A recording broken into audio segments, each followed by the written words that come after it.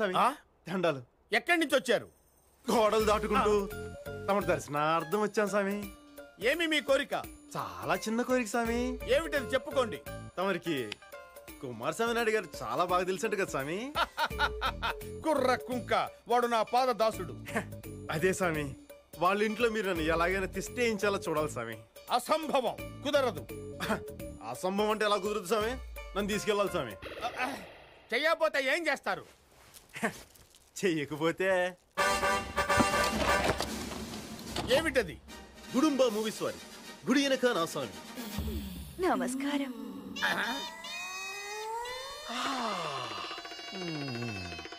చింత చెట్టు కాడ ఉన్న చింతామణి, నీకు చింతకాయ తెచ్చినాని చింతామణి. నిన్ను చింతకాయతో కొడతా చిన్నవాడ.